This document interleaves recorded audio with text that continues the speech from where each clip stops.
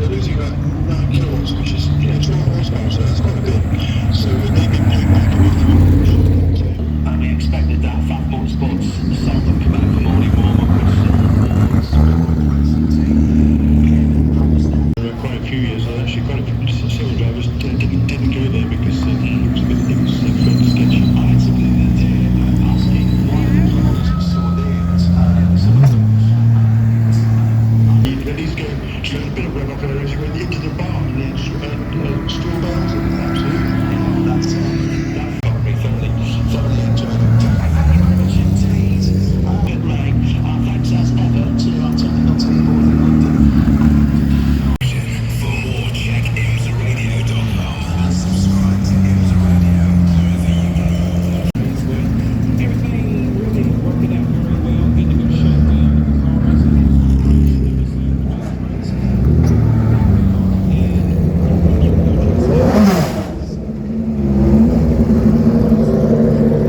Flag coverage of all the events here at VIR, courtesy of IMSA Radio.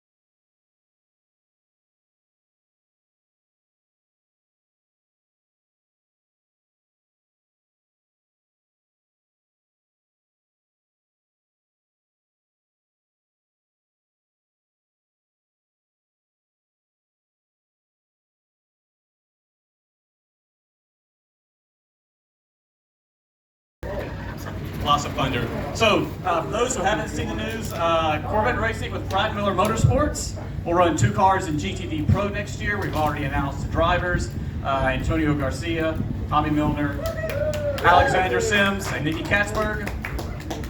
We're also really happy to bring AWA, a long-time competitor in LMP3. They've done some GT4 racing in IMSA as well. They're going to be running 2 cars in GTD next year for us.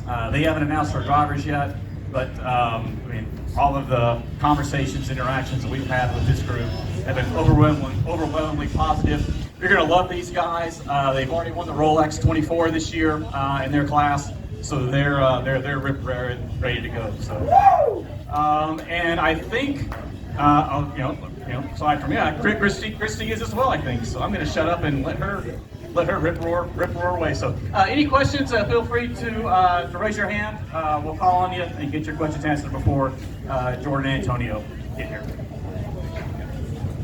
Thanks, Ryan, and to reiterate, thank you for coming out today. It's a hot weekend. It's going to be a great weekend of racing. We're excited to get started. So we're off to a good start here. We've gotten through practice 1 and 2. We were P3 in practice 2. It's a really close field. So we're right in the mix. We're excited to get to the green flag tomorrow. Our Camaro is actually racing this afternoon as well, the Camaro GT4 car. So if you want to stick around after qualifying, you can watch that car out there too with Rebel Rock Racing. Winners at Road America, by the way. Who won at Road America? This is true. Yeah. A lot of drama with that. The car that won on track was actually popped in the tech shed. So we thought we were P2. We got through the podium, and then 3 hours later found out they won the race. So really exciting, awesome result for that team. So they're carrying a lot of momentum coming into the race this afternoon. On the Corvette side, like Ryan said, we've got 1 car racing tomorrow on Sunday. Next year, we're going to have 4 here between the Pratt & Miller team and the AWA team. That will be an entirely new car from what you see on track today, which we refer to as the C8R. Next year, it's going to be the Z06 GT3.R that you'll see racing. Woo! Yeah, pretty cool. So, and if you look at that car compared to the current car, you're going to see a lot of differences. The aero regulations for the GT3 platform are different from what you see on the car today. That was based on a GTE homologation with the FIA. So you'll see a big hood inlet on the GT3 car that you don't see on the GTE. You'll see a larger side inlet based on the Z06 road car as opposed to the car you see today, which has styling cues taken from the Stingray.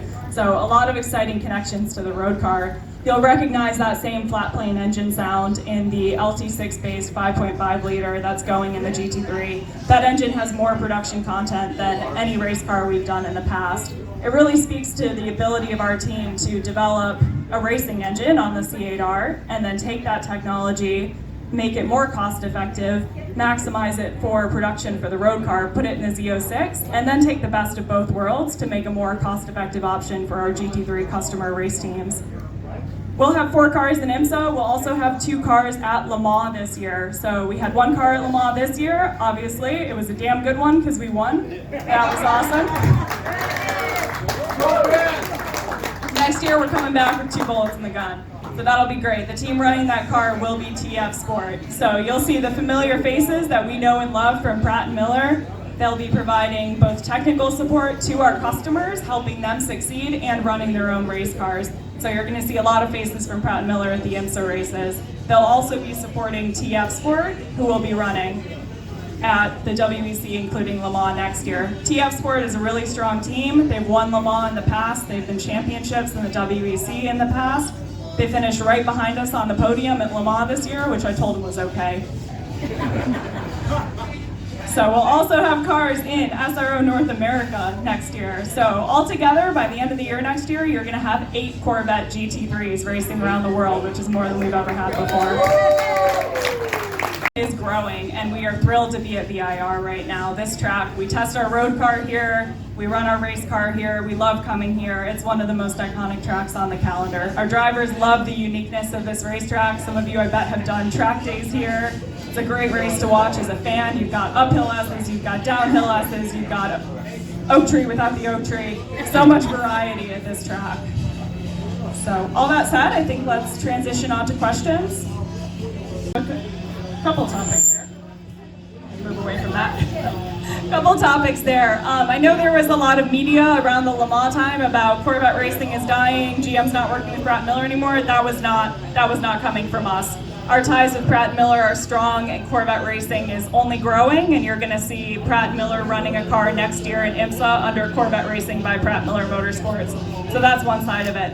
We're also growing a factory driver pool with the Corvette GT3 program. So you're going to see some new faces as well next year, as well as the ones that are contracted through Pratt & Miller.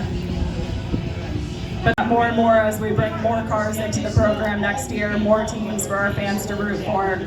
So I will happily take that feedback. I love what you guys do here, having a Corvette corral. We do have several large Corvette corrals at Watkins Glen, Rolex. We had a huge one at Road America recently, and we'll continue to look for opportunities to get our fans as involved as possible in the racing program. We haven't announced pairings yet for next year, just who will be in those full-time seats. Coming soon.